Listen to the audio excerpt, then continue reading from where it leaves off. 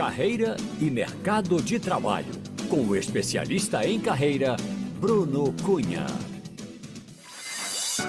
Bruno Cunha, especialista em carreira, já está com a gente. Boa tarde, Bruno. Boa tarde, Anny Barreto. Boa tarde a todos que estão nos ouvindo. Que bom poder conversar com vocês sobre esse assunto que é muito real. Quando a gente olha, minha gente, as estatísticas, a gente vê assim, a taxa de desemprego caiu. De fato, né? Num todo, a taxa de desemprego pode realmente ter caído. É até uma notícia boa, mas para quem está desempregado não faz a menor diferença. Então, muitas vezes a gente fica se perguntando assim, poxa, está caindo a taxa de desemprego, mas eu não consigo um emprego formal, trabalhar. Então, Bruno, por que isso acontece? A taxa de desemprego cai e muitas pessoas ainda estão desempregadas, não conseguem uma recolocação no mercado. Anny, apesar da queda da taxa de desemprego, isso não significa que todas as pessoas estão encontrando vagas, né? O mercado de trabalho ele mudou nos últimos anos e não basta apenas ter um currículo bom, né? Hoje, o que as empresas valorizam é como você se posiciona, né? Como você conta a sua história profissional. É sobre como você mostrar o seu valor de forma clara e estratégica. E muitas vezes o problema está como o profissional se apresenta para o mercado. E não na falta de vagas em si. Muitas pessoas acham que o problema está na falta de vagas e muitas vezes não está. Tá? A gente tem uma prova sobre isso agora. Nós atingimos economicamente, uma última informação do IBGE, de acordo com o IBGE, no trimestre encerrado em 2024, a taxa de desocupação caiu para 6,1, representando o menor índice de desemprego desde 2012. Então, nós estamos falando de um aumento de número de oportunidades. Então, é preciso que a gente compreenda que muitas vezes, quando essa taxa de desemprego ela cai, como está acontecendo atualmente, é preciso que a gente entenda o que está travando a nossa recolocação, o que está impedindo que essa recolocação aconteça de fato. E o que pode estar impedindo, assim, o que a gente tem de fatores que possam realmente estar impedindo a pessoa de conseguir uma vaga? Primeiramente, a gente tem que resumir o processo, a jornada de recolocação, em 3 grandes passos, né? Se a gente puder entender, decora aí, todos os nossos ouvintes, decora esses 3 passos, porque é baseado sobre essa visão crítica que a gente consegue entender aonde esse processo está travando a nossa jornada de recolocação. A primeira etapa de recolocação, ano que vem, é a gente encontrar vagas, né? É a gente ter um bom networking. Se nós não estamos encontrando vagas, significa que nós não estamos com networking estruturado. E aí, o que é um bom networking para os nossos ouvintes? É ter uma rede social profissional, que através do LinkedIn é a gente poder ter um bom perfil preenchido, ter um bom currículo desenhado lá dentro e automaticamente nós participarmos de grupos de WhatsApp de vagas, né? Existem vários grupos de vagas de emprego e automaticamente a gente poder proporcionar que essas vagas cheguem até nós, permitir que essas vagas cheguem até nós. Então, primeiro desafio, encontrar vagas através de network. Segundo desafio, Anne, é a gente atrair a atenção dos recrutadores. Se nós não estamos conquistando entrevistas, significa que nós temos um grande problema no nosso currículo, tá? Então é preciso que a gente redesenhe o nosso currículo, reformule, traga, na verdade, um currículo de no máximo 2 páginas. A gente pode entender que ele tem que ter um objetivo muito bem definido, atribuições e responsabilidades muito bem desenhadas, abordando as atividades que eu desenvolvi durante a minha trajetória, e aí eu vou, com certeza, gerar muito mais atração à atenção dos recrutadores e atrair entrevistas.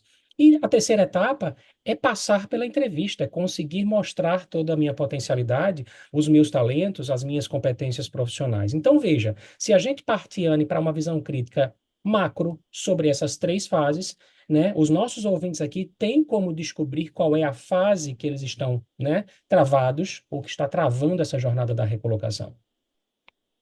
E você, quando fala de currículo, é bom a gente frisar, porque às vezes a pessoa diz assim, mas eu entrego o currículo em todos os lugares, eu mando o currículo para o site, para os sites, né?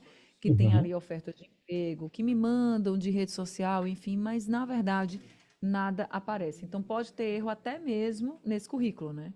Veja, o currículo é apenas um pedaço do quebra-cabeça, né? O mais importante hoje, Anne, é a maneira como você se comunica com o mercado. Isso inclui ter um LinkedIn bem estruturado, saber como se apresentar nas suas entrevistas, principalmente alinhando a sua trajetória profissional às demandas atuais do mercado. Então, por exemplo, não adianta somente a gente listar habilidades. É preciso mostrar como você resolve os problemas na sua área de atuação e agregar valor, assim, muito maior valor para as empresas. E aí isso tudo vai ajudando a você a potencializar, a maximizar a acelerar essa jornada da recolocação.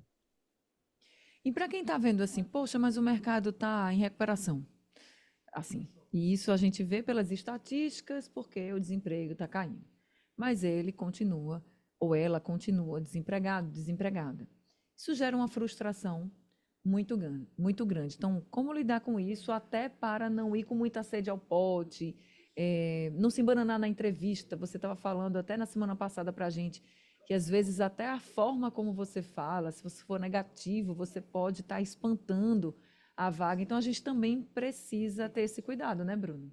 Sem dúvida, um dos maiores erros, Anne, que gera frustração é tentar se recolocar usando as mesmas estratégias de sempre. Como, por exemplo, você falou agora há pouco, disparar currículos em massa e ficar esperando o mercado achar você. Veja, isso já não vai mais funcionar, né? Outro erro comum é a gente não ter clareza sobre o que você quer ou o que você pode oferecer para o mercado. Sem isso, o profissional ele passa a mensagem errada e ele vai perder oportunidades importantes. Então, a solução, Anne, é ter um plano estratégico, é saber onde você quer chegar e como se posicionar para chegar lá. A gente vai reduzir nosso nível de frustração, tá? A gente vai reduzir o nosso nível de desmotivação, porque veja, quando eu tomo a iniciativa de buscar uma recolocação, atirando para todos os lados, eu só alimento a minha frustração, que vai recair sobre a minha desmotivação, e eu vou estar desacreditando das minhas competências, eu vou estar, inclusive, acreditando que eu não tenho, como, por exemplo, a nossa ouvinte da semana passada, né? Que falou que achava que estava ficando velha ou uma idade avançada para o mercado. Então, a gente começa a entrar nessa zona perigosa, né? E que não vai nos ajudar, só vai nos prejudicar.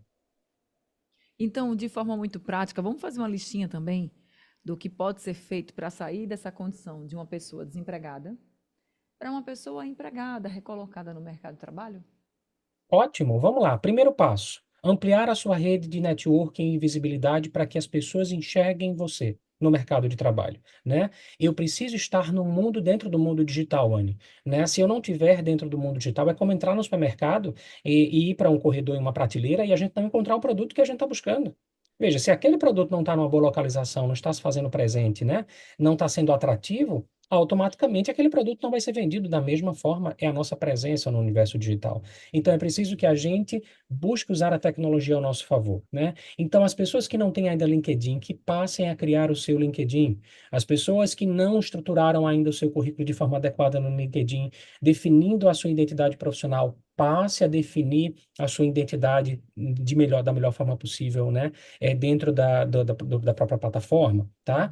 Automaticamente, outra sugestão, ou já é o terceiro passo que a gente está dando como dica para os nossos ouvintes: cuidar, na verdade, do currículo, para que ele te represente, ele consiga ter uma comunicação assertiva com o mercado e, consequentemente, ele atrai entrevistas. Ana, se você está disparando 100 currículos, 50 currículos por semana, por dia, e não está gerando entrevista, o problema está no seu currículo.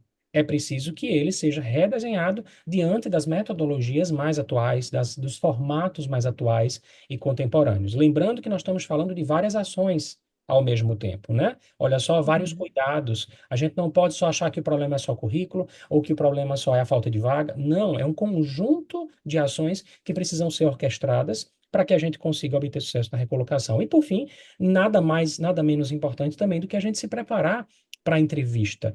Porque imagina, você fez network, encontrou a vaga, Anne, e simplesmente vai para a entrevista e não consegue ser aprovado. Veja a jornada, que esforço a gente fez e chegou lá na hora da frente da cara do gol, não conseguiu fazer o gol. Então a gente precisa sim cuidar do momento da entrevista para que a gente possa se comunicar devidamente frente àquela demanda, né, apresentando nossas competências, os nossos talentos para os recrutadores.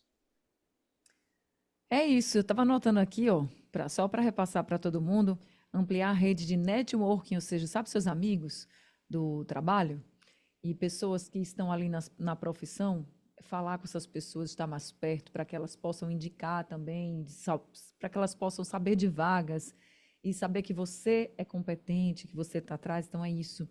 Você precisa estar no mundo digital e aí criar um perfil no LinkedIn, que é uma rede social muito profissional e muito utilizada pelas empresas também. Tá aí uma boa orientação também de Bruno Cunha. Cuidar do seu currículo, né, para ser atrativo, é o que ele está dizendo, e se preparar para a entrevista.